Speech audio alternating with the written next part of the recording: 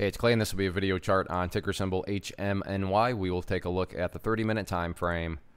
Real quick, what do I mean by 30-minute in case maybe you're new to charts? Instead of each one of these candlesticks here representing 1 day's worth of price action, which is what you would normally see, each one represents 30 minutes. So while this here may look like several days worth of time, it's actually just today's price action broken down into 30-minute time slices. I like to do this time frame that does a good job of telling the quote-unquote story of the price, and then makes mapping out levels of support and resistance a bit easier to see.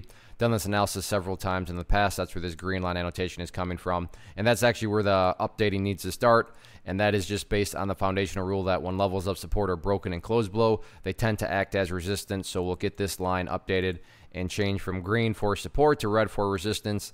And this is a situation where you could throw this right into a textbook, because you look at where the price was rejected today on multiple bounces, and you can see, during the first 30 minutes, that's where the price, finally kind of broke down below there. Bulls try to get back up above it right away and were rejected. And then later on in the afternoon, the bulls made another nice bounce, and you can see right where that bounce was rejected, right there at that 22-cent mark. So while I'm not saying that 22 cents is impossible to break and the price will never ever get up above it, I'm just saying it makes sense why the price struggled to get back up above that level after falling down below it. So if you haven't connected those dots, 22 cents is definitely public enemy number one going forward in terms of levels of resistance that need to be broken if any sort of worthwhile bounce is going to get underway. In the event 22 cents is broken, then that next key level of resistance you'll want to keep an eye on is that purple line there, the 50-period moving average. But one step at a time, that first step that needs to be broken, again, 22 cents. As far as levels of support are concerned, the key level going forward, and I'm pretty sure I've talked about this in the past, but it's been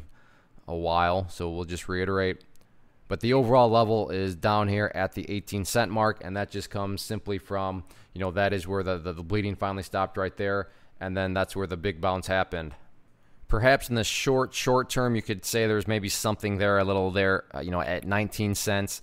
But overall, from more so kind of what's the bigger picture type chart telling us, it seems as though 18 cents is that key level. Now, if the price breaks down below 18 cents, at that point, the chart is literally putting in lows that I don't think it's ever seen before. So we'll see if that holds or not going into the weekend. But one more day left this week, so let's see how this one plays out. One of the biggest questions that I get is, hey Clay, how do you find the stocks that you trade? So what I've done is put together a free resource guide where I talk about the tools that I use to locate stocks that I find interesting and think may have potential. So if that sounds like something that could add value to you as a trader, then click on the image that is up on the screen right now, and I will email you the guide. The guide itself is very short and to the point, and best part, it's completely free. Thanks for watching the video. Let me know if you have any questions.